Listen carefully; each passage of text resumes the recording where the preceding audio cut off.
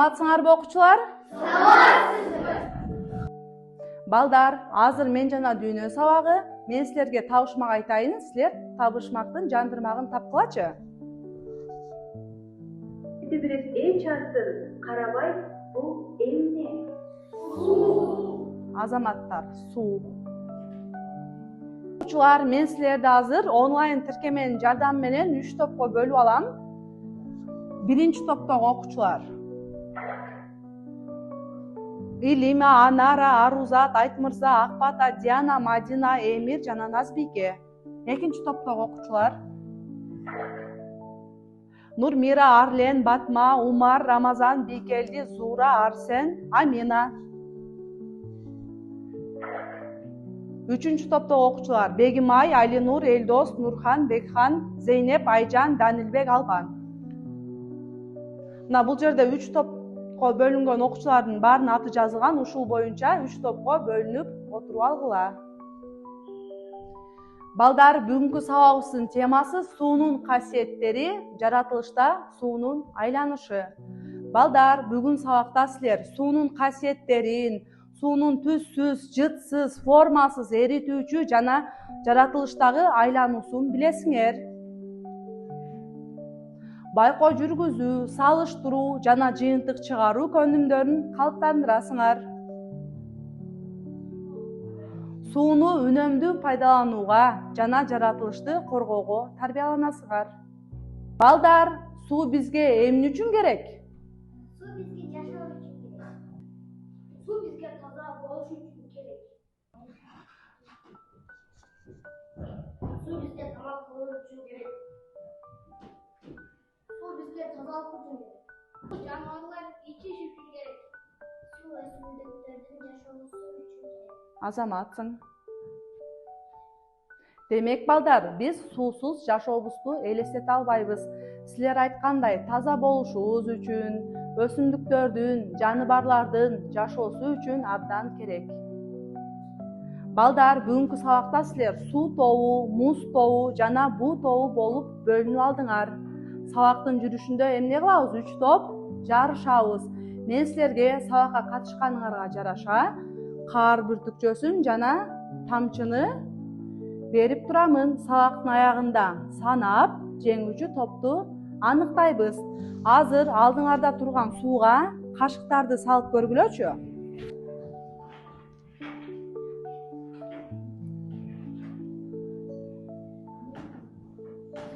Балдар, эмнени байкадыңар? Суу кандай түстө? Суу түссүз, ошон үчүн биз суунун ичиндеги кашыкты көрүп жатабыз. Азаматсың. Демек, суу түссүз. Балдар, суунун канча абалы бар? 3 абал. Азаматтар, бул суунун кандай абалы? Суюк абалы. Бул суунун кандай абалы? Катуу абалы. Бул муз. Бул суунун эмнен чыкканын көрүп атасыңар? Буу абалы, газ абалы. Мына балдар, музду колуңар менен кармап көргүлө.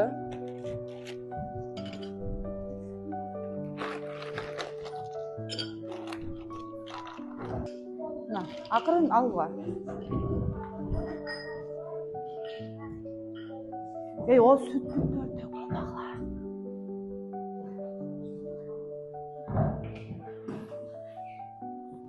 Кармап көрөбүз.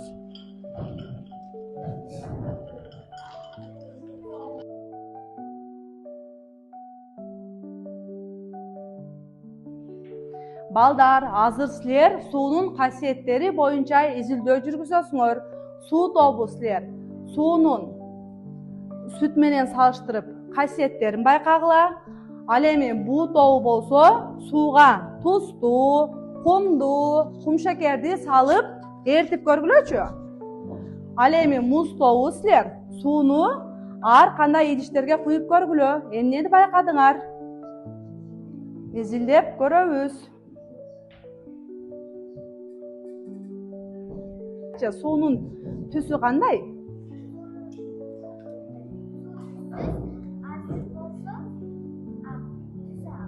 Азамат, демек суу түссүз.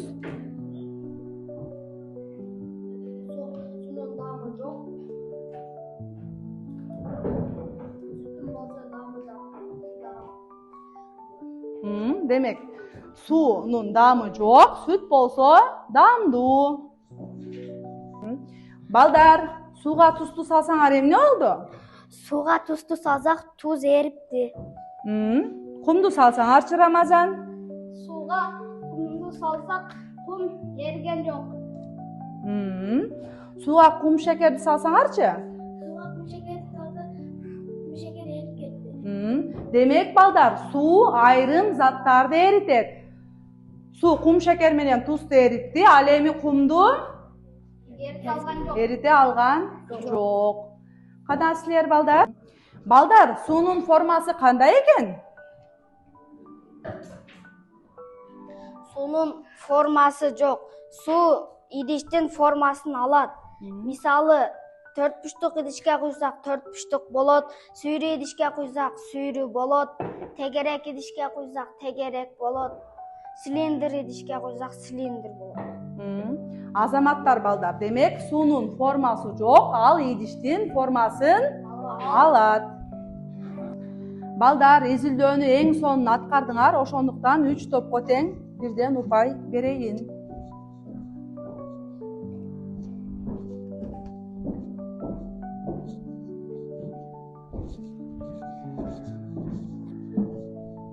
Baldar, emi jaratılışdagı suunun aylanışın görgülö. Yaratılışların aylanışı. Su çekisiz aylanışın alanı olan. Nurları bizim planetanın üstünde uçan. Su okyanlarda, denizlerde, deryalarda, göllerden, topraktan buğula ayrılır, alana bölünür. Büyüklükte uzanan suğun buğuları kamçılar aylanışar. Bu kamçılardan bulutlar payda oluşar. Hatırımız verip bulutlardan kamçılar oluşur. Buğur oluşturdu, geriye yaptı, kar oluşur. Andan değil, su büyüklerden uzayan, alın suğun aylanışar. Alın sular, yani yer arasındağı sular, deryalarla. Deryalar denizlerin okyanlarla oluşar. Anda bir su hayran kullanır. Uçunda yalan hayran hayran. Yaratılışta su'nun ayranışı buna sayılır. Baldar, jaratılışta suunun aylanışı bul tınımsız bolup turuuçu proseske giret. Gündün nurları bizdin planetadagı toprakты, jerdegi suulardын baарын жылыткандан кийин ал суулар буга айланып, буу тамчыларын түзүшөт. Барган сайын булуттагы тамчылар оорлошкондон кийин алар жерге жамгыр түрүндө же болбосо күн суук болгон учурда кар түрүндө жерге түшүшөт. Балдар, эс алып алгылачы. Su boludagı gıra. Su boludagı gıra. Su boludagı gıra. Bu bulandılar. Bu bulandılar. Bu bulandılar. Muz bolup dongula. Muz bolup dongula. Muz bolup dongula. Su boludagı gıra. Su boludagı gıra. Bu bulandılar. Bu bulandılar. Bu bulandılar. Muz bolup dongula. Muz bolup dongula. Muz bolup dongula. Балдар, азыр сууга жылуулук берип, эксперимент жүргүзөбүз. Suğa жылуулук берсе, su кайнап буга айланат.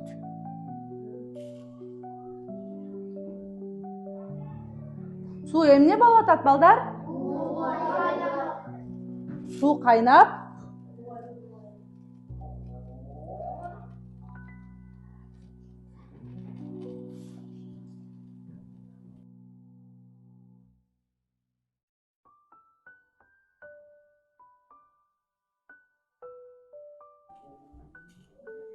мына эмне пайда болду, балдар карагылачы. Демек сууга жылуулук берсек, суу кайнап, буга айланат. Бул жаратылышта суунун айланышы деле, балдар. Ушул сыяктуу жүрөт. Жаратылыштагы суу күн нурунун жардамы менен ысып, буга айланып, кайра бизге жамгыр жана кар түрүндө жерге түшөт. Жаратылышта суунун айланышын билдиңер. Эми сүрөт боюнча иштейбиз. Бул балыктар суунун түбүндө жашашат. Суу жок болсо алар жашай алышпайт. Азаматсың Илима. Демек балдар, суудун түбүндөгү балыктар, балырлар дагы суусуз жашай алышпайт. Глобустагы көк түстөр сууну билдирет. Жер шарынын көп бөлүгүн суулар элеп турат. Жаратылыштагы суулар тынымсыз айланат. Күндүн жардамы менен асманга чыгат, буга айланып булут болот. Булуттан күн ысык болсо жаан жайыт, күн суук болсо кар жайыт. Кайра жерге суу болуп агып түшөт. Балдар, азыр жаратылыштагы суунун 3 абалына жараша сүрөттөрдү бөлүштүрөсүңөр. Бул суунун кандай абалы? Умар.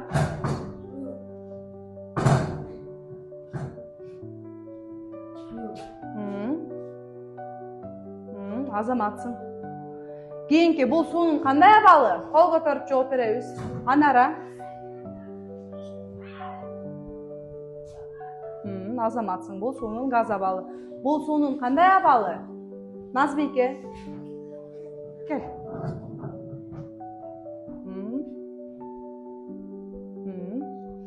Бул суунун кандай абалы? Мадина кел.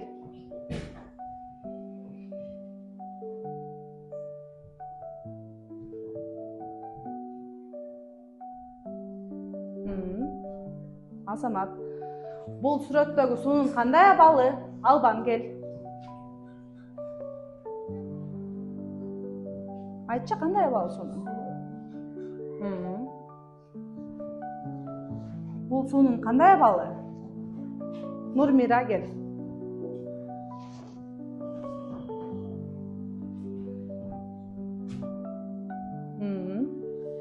Бул сүрөттөгү суунун кандай абалы, балдар? Зура кел.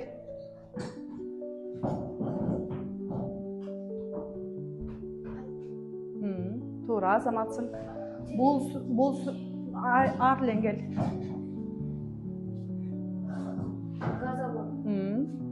Азаматсың. Бул сүрөт суунун кайсы абалында? Зейнеп кел.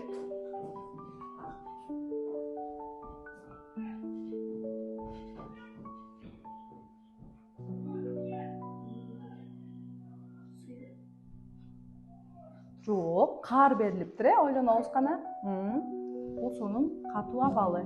Эми балдар, аткарган тапшырманы текшерип алабыз. Азаматсыңар. Бардыңар, тапшырманы туура аткардыңар. 3 топко тең бирден балло барагын берейин.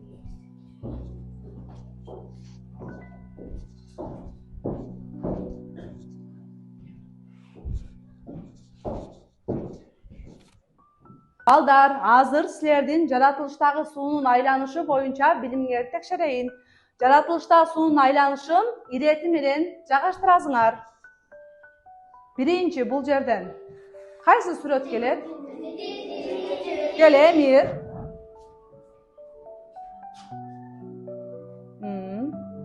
Азаматсың. Экинчи кайсы сүрөт келет? Даниил кел.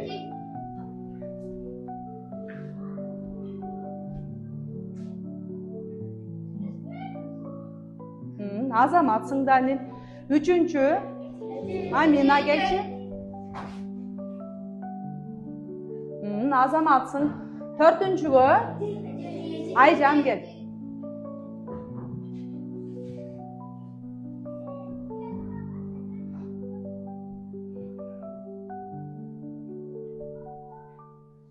Азаматсыңар балдар. Эми тапшырманы туура аткардыңарбы? Текшерип алалы.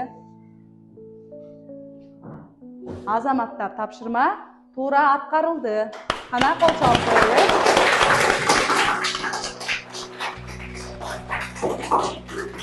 Үч топко тең Birden bal bereyim.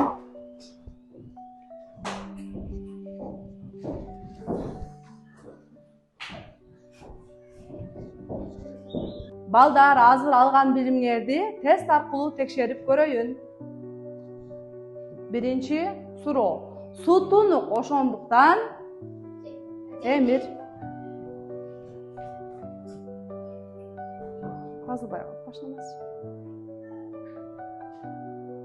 Азаматсың туура. 0 градустан төмөн температурада суу суюк абалдан катуу абалга өтөт. Ошондуктан кел. Текшерип көрөбүз. Азаматсың кышкы суукта муз тоңот. Үчүнчү суроо. Суу агып жүрөт. Ошондуктан кышында кар жаайт. Жылытыш үчүн батареяларда суу агат. Суудагы нерселерди көрө алабыз, өсүмдүктөрдү суугара алабыз. Арзат.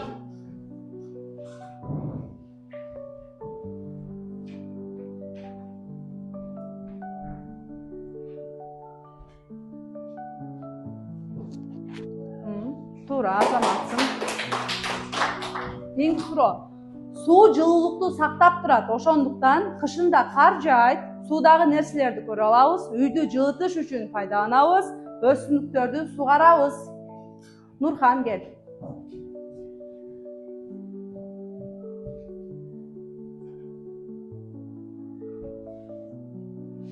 Азаматсың туура. Сууну ысытканда кеңейет. Ошондуктан өсүмдүктөрдү суугарабыз. Кайнап жаткан чайнектен бу катуу күч менен чыгат. Жылытыш үчүн батареяларда суу агат, кышында кар жайт. Рамазан кел.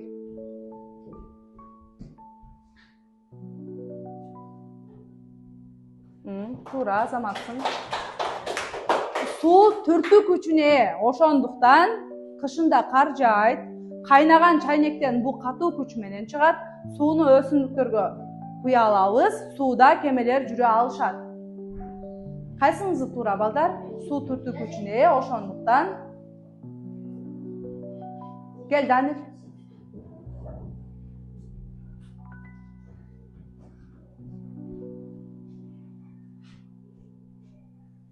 Азаматсың туура. Суу өмүрдүн булагы. Ошондуктан кайнаган чайнектен бу катуу күч менен чыгат. Кышында кар жаайт. Сууда кемелер жүрө алышат. Күнүнө 2 литрдей суу ичүү керек. Зура кел. Кайсыл жооп туура? Азаматсың.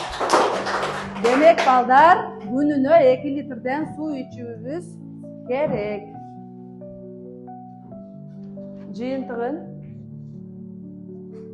тапшырмалар ийгиликтүү аткарылды. Демек бардык суроого туура жооп бердиңер. Азаматтар. Балдар, гүлгө суу куйбай койсок эмне болот? Азаматтар. Демек, гүл дагы суусуз жашай албайт. Балдар, жаныбарлар дагы, адамдар дагы суусуз жашай алышпайт. Сууга таштанды ыргытпастан үнөмдөп таза сактайлы. Алган балдарыңарды санайбыз топ боюнча. Кайсы топ жеңүүчү болгонун аныктайбыз. Суу тобунуку канча упай болду? 5 упай. Буу тобунуку 5 упай. Муз тобунуку 5 упай. Демек бүгүнкү сабакта достук жеңди. Азаматсыңар балдар.